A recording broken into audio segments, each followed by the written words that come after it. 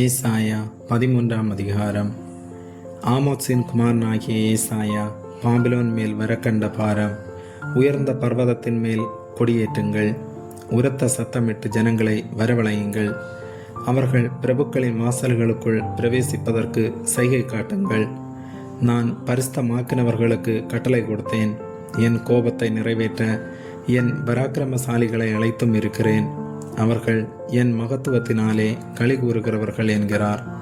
திரளான ஜனங்களின் சத்தத்துக்கு கொத்த வெகு கூட்டத்தின் இரைச்சலும், கூட்டப்பட்ட ஜாதிகளுடைய ராஜ்யங்களின் அமளியான இரைச்சலும் மலைகளில் கேட்கப்படுகிறது. சேனைகளின் கர்த்தர் யுத்த இராணுவத்தை இலக்கம் பார்க்கிறார். கர்த்தர் வருகிறார். அவருடைய கோபத்தின் ஆயுதங்களும் தேசத்தை எல்லாம் அழிக்க வானங்கவிழ்ந்த கடையாந்தர தேசத்திலிருந்து வருகிறது. அலறங்கள், கர்த்தரின் நாள் சமீபமாயிருக்கிறது. அது சர்வ வல்லவரிடத்திலிருந்து மகா சங்காரமாய் வரும்.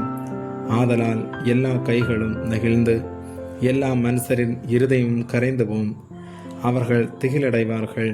வேதனைகளும் வாதைகளும் அவர்களை பிடிக்கும். பிள்ளை பெறுகிறவர்களைப் போல வேதனைப்படுவார்கள். ஒருவரை ஒருவர் பிரமித்து பார்ப்பார்கள். அவர்கள் முகங்கள் நெருப்பான முகங்களாயிருக்கும்.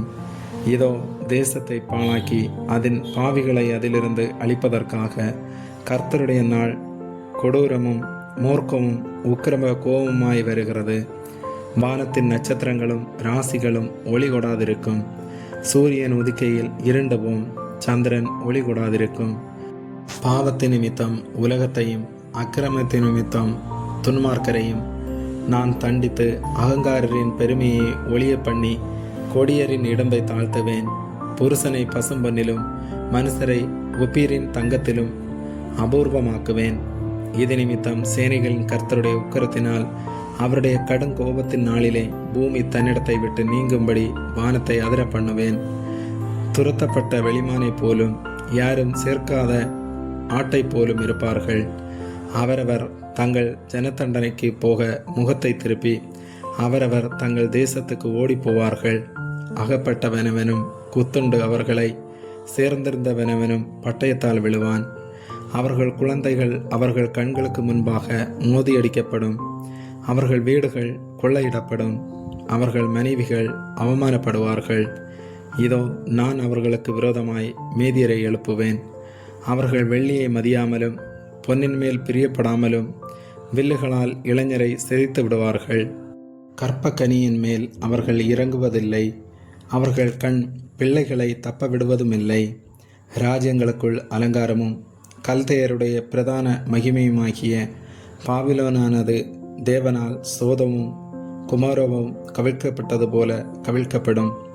இனி ஒருபோதும் அதில் ஒருவரும் குடியேறுவதுமில்லை. தலைமுறை தோறும் அதில் ஒருவரும் தங்கி தரிப்பதுமில்லை.